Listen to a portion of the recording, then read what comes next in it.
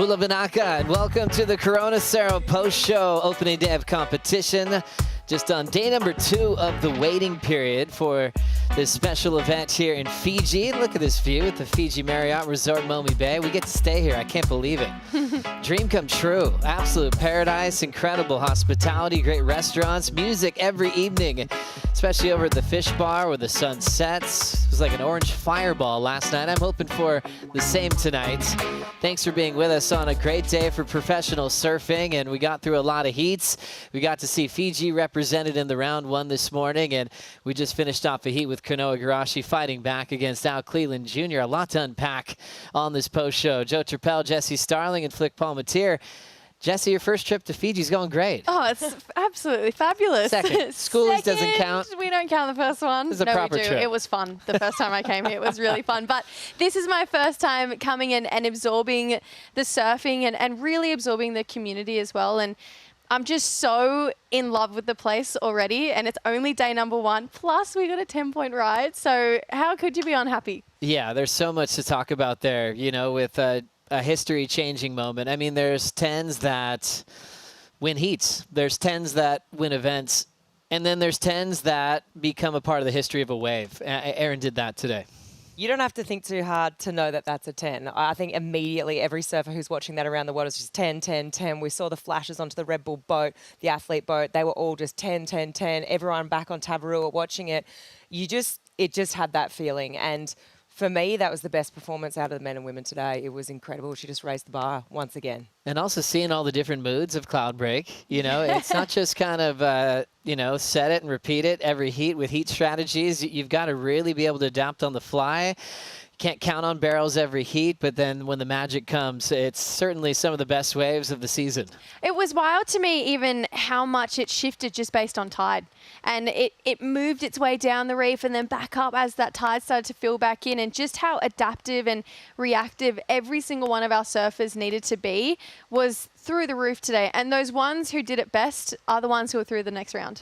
Well, one man that really stood out today, especially in the last couple of heats, was a reigning world champ named Yago Dora, who's still in a great position in the top 5. This is where that dream became a reality last year as he took out the world title, and he still has that magic footwork on the open face and in the barrel out here, Flick. Oh, he's just picked up right where he left off. I mean, this is what we saw on finals day last year where he got crowned his world title. It was incredible. I mean, the rail work, he really got it done on the strength of his rail work alone last year. We've seen it here this afternoon.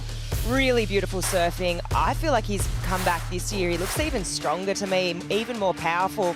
But yeah, locking in an 8.67, backed it up with a 6.73. So just beautiful surfing, and also to note too, inside the barrel, like beautiful technique, shifting that weight around on the board a lot from, you know, moving up and down, really just showing just that versatility inside the tube. And then he was up against Mateus, and Mateus posted up a couple of his own really good rides too. 7.67, backed it up with a 6. So kind of, you know, for the old Brazilian affair, a little bit close there. And I love to see Mateus fighting back, because really, it was a really tough draw. I mean, for Mateus to go through and then match up against Yago, it's really going to sting, because as we know how important that is for someone like Mateus to really advance out of that second round, to really get valuable points. It's just not happening here in Fiji, unfortunately. But yeah, Yago continuing on in that world title form. They're neighbors in Brazil. I mean, they're from the same beach. They're good friends. They love each other. You know, Yago's dad went through a loss with Hurdy, and he's in Matt's corner. So that's a really close heat for the family. Important heat for Yago Dora, though, as he's looking to go back-to-back this year. And he really looks like it. You know, Jesse, sometimes that year following your first world title can be one of your worst on tour. It's like you pop the balloon of pressure, you kind of relax a little bit. Yago's done the complete opposite in his world title defense. No, he's just stayed so relevant. And he, in the CT by the numbers, is actually holding the most excellent scores in the men's side of the entire competition this year. So he added to that today. He now has 12 excellent scores just this season alone. And he's 4 excellent scores ahead of guys like Felipe Toledo and Gabe Medina. So he is really asserting himself as the guy that wants to win multiple world titles and win them back to back. And you also consider maybe the biggest loss of the event for top 10 so far. It's early. Ethan Ewing ended up going down. And for someone like Yago just starting to push a little bit further, that makes that loss sting a bit further for the Australian today. Yeah, that was a tough one to swallow for him for sure. But he unfortunately came up against a really informed Cole Houshmand. I think in the lead up to this event, I saw the free surf clips that were dropping when there was that bigger swell. He just looked so in form. And a couple of little errors for Ethan there, and he's going to know he's one of the best in the world. He's going to clean that up, and this isn't going to be a keeper for him, but he's still right up there in the rankings, so he'll look forward to the next event. Well, we touched on at the start of the Corona Cero post show. What did we see today? And the term historic, I guess, gets thrown around a lot in sports, but let's define it. What did Erin Brooks do today, Jesse? Oh, she changed the game of what is capable for women surfing out at Cloudbreak. First of all, her read on this ever-changing ocean is exceptional. She came out of the gates and showed us this beautiful textbook traditional surfing, nice and tight in the pocket for Erin Brooks. This is that free surf mentality that we've been seeing, the clips dropping all throughout the last week with Erin just putting down these standout hammers time and time again. But then this happened. This was next level. 10-point ride for Erin. Not only would she get barreled, but she was hunting. She was racing the exit. She was going from foam ball to foam ball, fighting hard to make this wave a complete and making herself one of 3 women to ever score a 10-point ride out Cloudbreak. She's just joined a very short list alongside Laura Eneva and Carissa Moore. And that wave just stands out to me as one of the most impressive ever completed at this venue. 18-point total, throwing away high sixes. Magic run that's connected to that Tahiti win. But for her, I feel like we're going to be looking at this 10-point ride through the rest of her career as this arrival moment of living up to who she is, as she's about to potentially take over the tour. We've seen her coming from a mile away. We knew she was a prodigy for years to come before she even joined the championship tour, but I really feel like this stands the test of time, not just for women, but for men also. The benchmark has fully been set of what was possible out there today, and to do it at such a young age is incredible. And what did Oki call it? The diamond double? Is that what he called it? Yes, I mean, she's on her did. way to potentially winning from Tahiti and then back-to-back in Fiji. That's what he said. So, look, potentially she's keeping that dream alive. She's looking good. That's right. Well, she's going to have a nice travel home with a brand new Yeti 110 Tundra, scoring a perfect 10 and scoring from our friends at Yeti, filled with lots of Yeti products as well. Congratulations, Erin Brooks. That made us all stand up on our feet. Standing ovation in the channel from everyone on Tabaru Island when she came home. The messages on social media are still just mounting from past champs, from people like Brett Simpson who gave it a 12. The energy is real from what we saw today from her. And it's not a thing of peaking too early. I think this is her happy place. She's been dreaming of this moment where she's just firing at all cylinders. And she talks about it a lot. She just has such a beautiful connection with this place, and you can tell those surfers who do, Yago is one of them as well, they do just seem a gear above, and just they know exactly where to move and flow at the right moments out there, which looks like it could be a hard craft to try and navigate and perfect, but she did it. She finished her 10, literally jumped off the wave into the arms of Snake, and he was there calling it a 20. So. And Flick, now the matchup's just incredible. Caroline Marks, who almost upset the total world title race last year, has to deal with this 19-year-old Erin Brooks in the next round. Well, I think she's the most comparable when you look at it on paper, Goofy v Goofy, but then also the run that Caroline went on last year, all the way from that number 5th seed, taking on Molly Picklum in that first title match. She actually got a number there. And Caroline, the way she fits her turns in the pocket, the way how she's so tight, in the pocket, she's so critical. I think this is going to be an incredible matchup. I know Caroline's not going to want to lose this one this early on, especially with such fond memories there. So I'm just rubbing my hands together looking at that round 2 on the women's side. Wow, a product of rising tides. Erin Brooks, look where she is today. Speaking of WSL Rising Tides, we just enjoyed the most recent edition right here at Cloudbreak.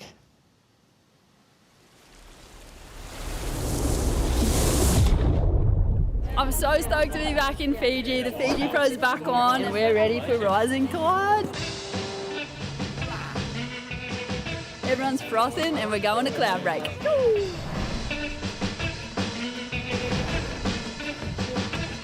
Today we're surfing with all the girls and all the local girls, and I'm super excited. It's so sick, so happy to have the opportunity to do it. Living the dream.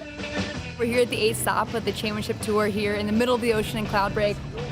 Pulling kids from Tavarua, from the Marriott. It's so cool to get them out here. What a special experience. The lineup is closed off for them. Water safety's here. Our pros are in the water. They're getting to see what this feels like on a CT format. It is very special for the kids because it's very hard for them to catch a boat to come over to Cloudbreak. To see all the surfers around, it is a big chance for the kids. Colleen. Colleen won a custom lost surfboard because she was the best student in her class, and I'm so excited to see her go rip Cloudbreak on it.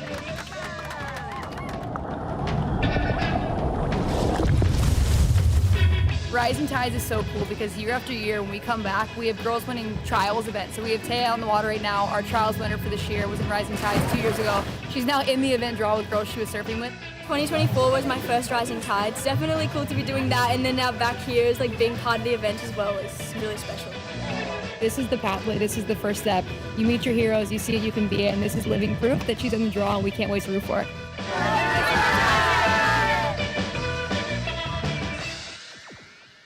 Really enjoyed that edition of WSL Rising Tides, supported by our friends at IC. Thank you so much for the support. Erin Brooks knows that's where she started. She got to meet her heroes, and she was probably the most talkative member of Rising Tides back then, asking everyone questions from Carissa Moore to Sally to Steph. And she said she learned a lot from Lakey Peterson. Lakey gave her a board after a devastating loss at Honolulu Bay. And Erin Brooks never forgot that. That's the whole reason why she's giving away boards, just like she did a couple days ago. I just love that idea of paying it forward and passing it on. And Erin, she's so active in still inspiring and making sure that, yes, her generation is pushing the limits, but what does it mean to make sure that next generation pushes her generation further? So she's super active in the community, and the fact that everywhere we go, she gets to give away a surfboard too is pretty cool. Yeah, we get to spend some time with Hannah Bennett when we're here, Flick, and she's just so inspirational to the next generation. You see how proud she is of not only just seeing more women in the water and young girls, but seeing that Rising Tides community really fill up. You know, now there's a pack out there when they paddle out to Cloudbreak. It's awesome, and we heard Kayla talk about it in the Rising Tides package, but to have Taya, who was a part of Rising Tides, now competing in the event today, that was awesome. And for Taya as well to be out there, I think we had an interview, Vaughn spoke to her in the post-heat, just about what was it, you know, what did that mean to you and what was that like being in the water? Just, you know, you were about to paddle out and you got to witness Erin's 10 in, you know, right there in real life. And she was like, this was the most incredible thing. Like, 1, I'm out there with my heroes. 2, I'm seeing history be made. 3, you know, I'm living my wildest dreams surfing Cloudbreak with only 1 other woman. So it is just such an important program. And I think just for Fiji surfing and women in Fiji and little girls looking up to that and being like, okay, this is really cool and it's possible. And we heard just how hard it can be to get yourself out to Cloudbreak. So WSL providing those opportunities and boats out there is just really cool. Oh, so good. Let's talk Surf Report. Surfline's been keeping us up to speed. Kevin Wallace even joined the broadcast today to really show us that today was going to be solid and to be ready first thing in the morning as this Southwest continues, along with reinforcements as well, Jesse. Yeah, I just love learning about the bathymetry and just where these storms start for us to be able to witness what happened today in the likes of Erin Brooks' 10-point ride. This all started with a storm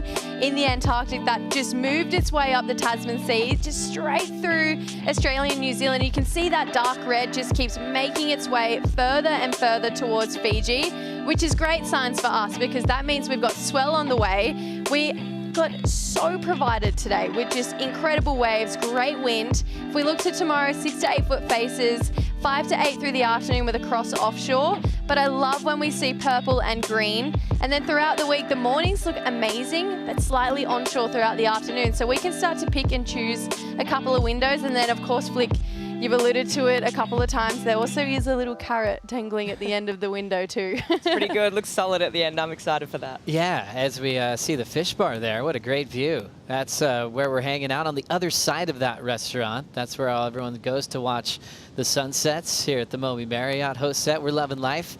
I also love to see on those forecasts on the weekend when people are talking about lay days, and it still says 4 to 6 foot. That's when you know you've got a good-looking forecast. Oh, yeah, we're definitely just rubbing our hands together this we're going week. surfing. Yeah. I'm going to happening? hang out with Flick. She knows this place really well. And we're going to go find our own little bank somewhere. Yeah, it's going to be good. It's going to be good. Well, it's coming down to the Daily Top 5 brought to you by the Fiji Marriott Resort, Momi Bay. Let's check in at number 5 on the list. Aussie legends meet again, and we just cherish these moments. Sally Fitzgibbons taking on Stephanie Gilmore in their 22nd matchup on the championship tour.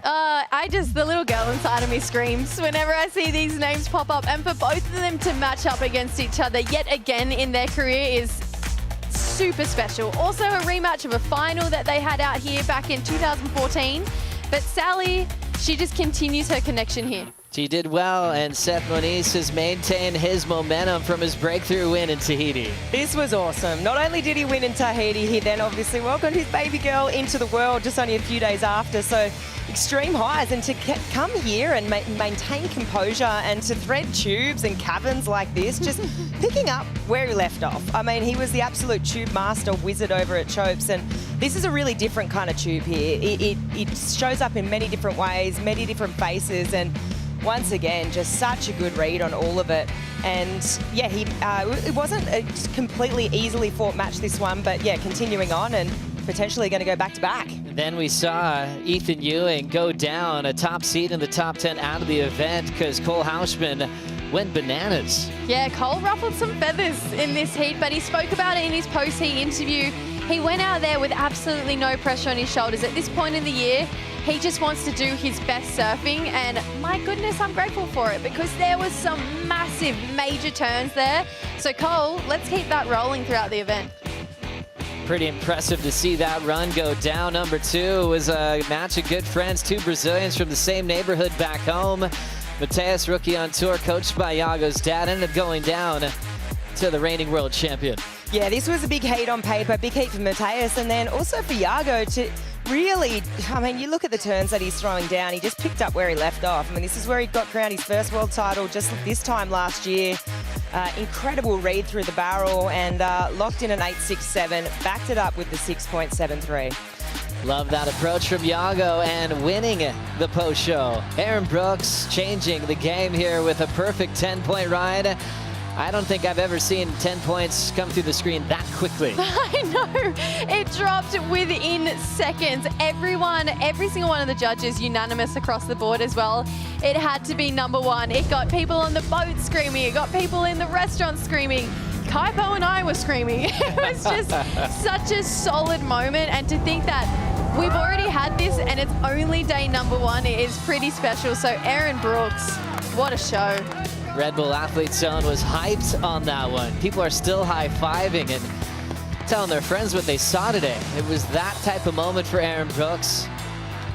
Winning the post-show. Thank you to the Marriott here at the Fiji Momi Bay for that incredible top 5 moments. And now things are calming down here in the lagoon. Might be time for a little swim to kind of calm down from a big 16 heat day, knowing that we're probably moving right into another full day of action with this Southwest not really moving too much from our lineup.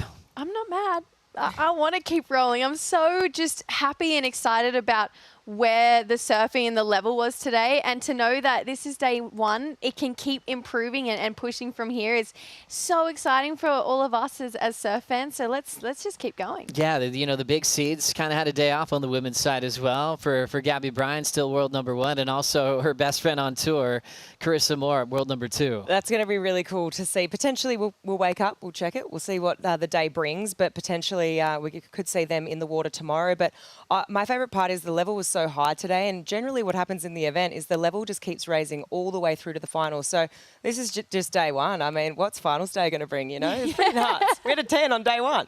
Where do we go from here? Flick, Jesse, thanks so much. On behalf of the rest of our team here in Fiji, thank you so much for watching. Bula Vinaka, we'll see you tomorrow morning at 7:15 for a potential 7:35 start in local time here in Fiji. We'll see you then.